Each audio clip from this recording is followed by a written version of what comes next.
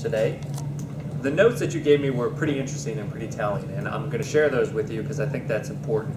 The purpose of this talk was for the speaker to tell, not read, a folk tale.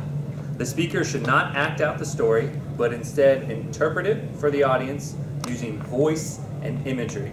I think there's some really important words in there, and you touched on a couple of those very well, and others I think you could have worked on a little bit better, but I'll get to that in a little bit. The opening, in a folk tale, in a folk story, all of them start out with once upon a time, and you did that perfectly. I knew immediately once you said that we're going to hear a story, so you did that well. Dr. Jim did allude to it could have been a little bit more emotional. I think that the story could have started off a little bit better to draw you in, but I think at least starting off with once upon a time, I thought that was perfect. You used pauses quite well. I thought that there were times where the narrator was speaking, then you moved to a character, then the narrator was speaking. You used pause as well to distinguish between the voices of the characters there, and I thought you did that well. You also used inflection really well at some points. The lion got so angry, and when the donkey said friend, you used vocal range and inflections there very well. I thought you did a good job there.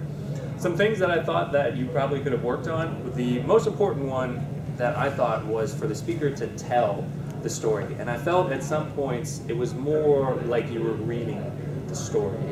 With a folk tale, it's something that you should know by heart. It's something that you tell your family members at all holiday parties and everything like that. So I thought that reading the story took away a little bit of the emotion and the impact. If you were able to tell it more so than read it, I thought that would have had a better impact.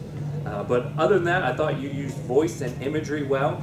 The fact that it said not to act, I know Bob mentioned that he would have liked to see more hand gestures and things like that, but I think the amount of hand gestures that you used for what the instructions were, to not act so much in your hand gestures and what you're doing, more so in your voice and your inflection, I thought you did that well.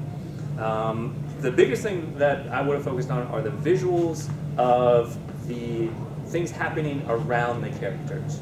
You did an excellent job describing the dialogue, and that's how the plot moved along. This guy said this, the donkey said this, the lion said this, we moved from here to here to here.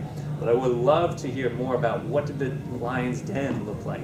His crown, maybe describe the crown. Was the donkey a big guy, a little guy? What was the fur on the fox? Go into detail, really set the scene for what that looked like, and I think that would have helped along with the dialogue too. Overall, I liked it. It was a good story. It kept me entertained. Just focused more on the imagery and the interpretation, and it was a good job. Thank you very much.